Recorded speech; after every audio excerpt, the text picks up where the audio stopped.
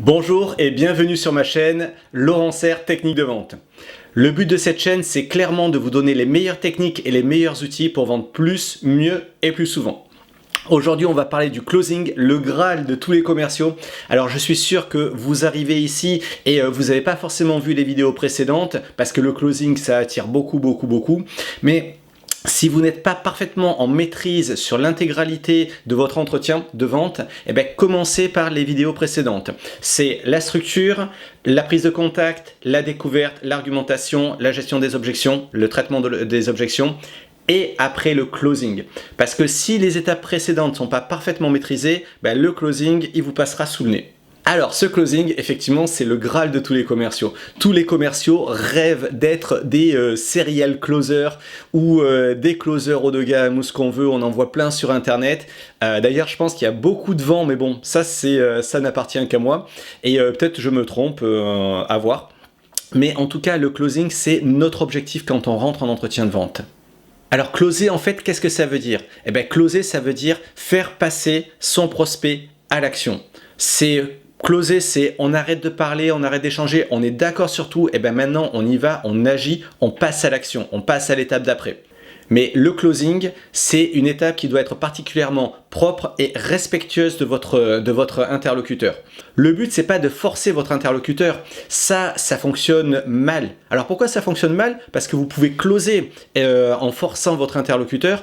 Et alors ça, on le voit beaucoup malheureusement dans les ventes à domicile avec les personnes âgées, les choses comme ça. En B2B, c'est beaucoup plus compliqué, mais bon, ça peut arriver. Le résultat de ces closings-là, c'est des relations horribles avec les clients et tout un tas de problèmes, des procès, et ça, on n'en veut pas. C'est, vous voyez, le closing que surtout il faut éviter, c'est celui-ci. Kevin, vous me suivez sur ce coup. Une belle capitalisation genre Kodak. Et vous pouvez me croire, Kevin, le seul problème que vous allez avoir sera de ne pas en avoir acheté plus. Qu'est-ce que vous en dites?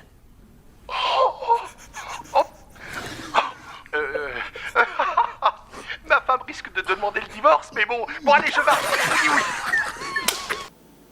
Si vous avez envie de ressembler à ça, écoutez, c'est votre problème, mais en tout cas, vous pouvez dégager de la chaîne là directement, parce que ce genre de closing, ce genre d'état d'esprit, c'est tout le contraire de ce qui va faire votre réussite commerciale. Je vous rappelle d'ailleurs que Jordan Belfort, le loup de Wall Street, et que certains portent au pinacle pour ses techniques de vente, en fait, c'est un escroc. C'est un escroc, c'est pas un vendeur, c'est un escroc. Le gars était en prison et c'est tout sauf un commercial.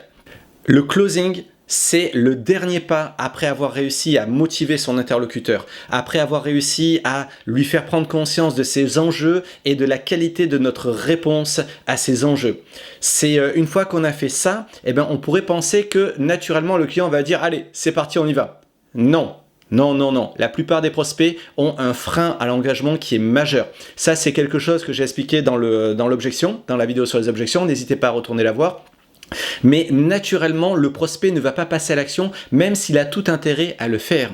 Du coup, le closing, c'est vraiment faire passer à l'action quelqu'un qui a envie de passer à l'action, mais qui, psychologiquement, a un frein. L'immense majorité de nos prospects. Le moment du closing, le moment concret du closing, c'est quand vous avez répondu à la dernière objection isolée. Toujours pareil, si l'objection isolée, ça ne vous parle pas, vidéo sur les objections parce que ça, c'est majeur. Pas de closing sans objection isolée. Vous avez donc traité la dernière objection isolée, le moment, c'est maintenant. Là, le moment, il est parfaitement objectif. C'est pas je sens, je le sens pas. Tout ça, ça s'est construit pendant tout l'entretien. Et là, vous avez répondu à votre dernière objection isolée, vous ne demandez pas quoi d'autre, parce qu'alors là, c'est la porte ouverte à toutes les objections irrationnelles et vous n'allez plus vous en sortir. Vous ne surargumentez pas. Alors, j'adore ça parce que quand je parle de la surargumentation, tous les commerciaux me disent « Ah non, moi, non ». Et quand je les suis en entretien ou en entretien téléphonique, on écoute beaucoup d'entretiens téléphoniques, c'est assez génial parce que ça donne de la vraie matière, ou même quand on fait les mises en situation, la plupart des gens on a tendance à argumenter. Je sais que moi, si j'écoute mon naturel, j'ai tendance à surargumenter, comme tout le monde. Pourquoi? Parce qu'en fait, c'est confortable.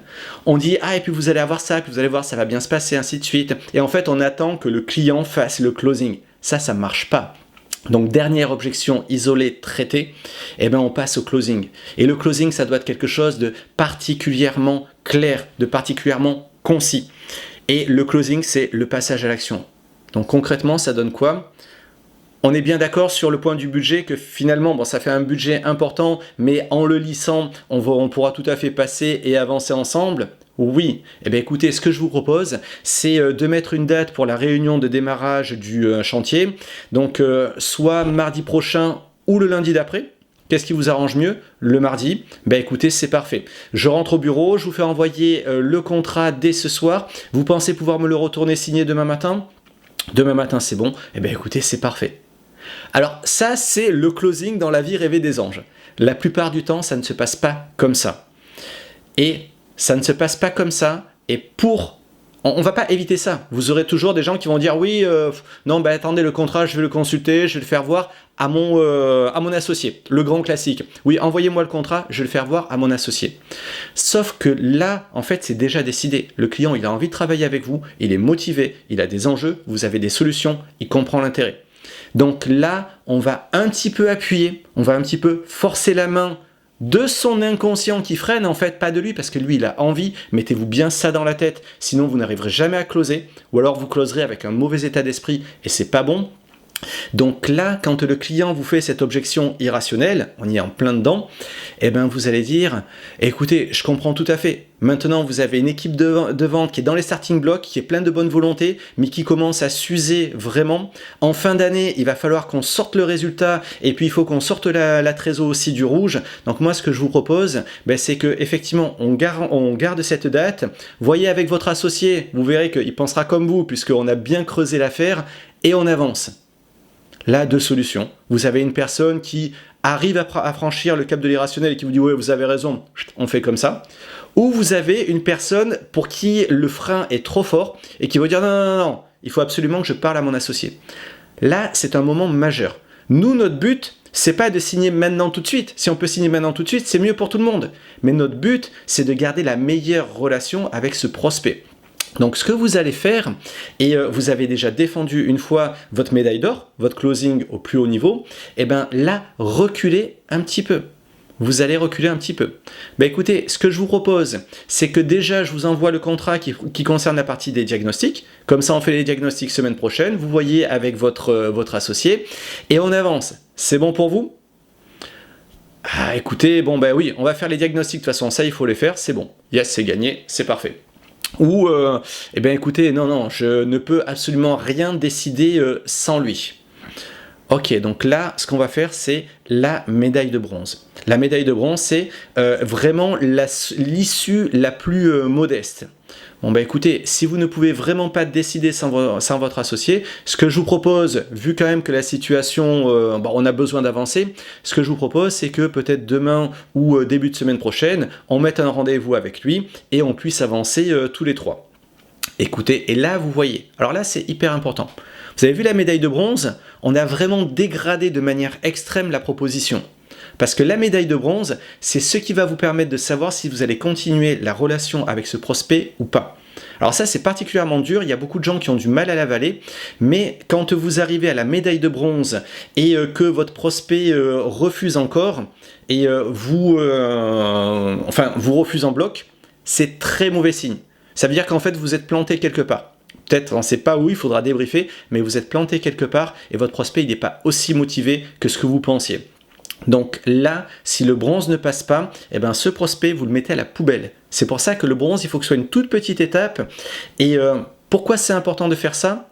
Parce qu'en fait, là, ça vous permet de savoir avec qui vous devez faire du follow-up, du suivi, et avec qui vous ne devez pas le faire. Si vous voulez aller sur vos 75% de closing, sur les propositions, ne faites pas des propositions qui sont perdues d'avance. Si vous voulez garder votre énergie pour vos clients et pour les prospects intéressants, ne vous engagez pas avec des prospects qui ne sont pas intéressés. Donc ça, c'est un petit peu dur à avaler. Et dans les 75%, je vous cache pas que ça joue une bonne part aussi. C'est pas qu'on devient meilleur, on signe tout le monde, c'est qu'on n'envoie pas de contrat ou de proposition à des gens qui ne sont pas intéressés.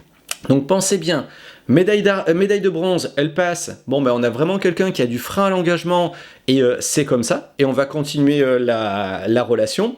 Et médaille de bronze ne passe pas, bon bah écoutez, on s'est trompé, c'est pas grave, on reste en contact, mais on sait que c'est pas cette personne avec qui on va faire le gros de l'effort commercial. Et voilà pour le closing.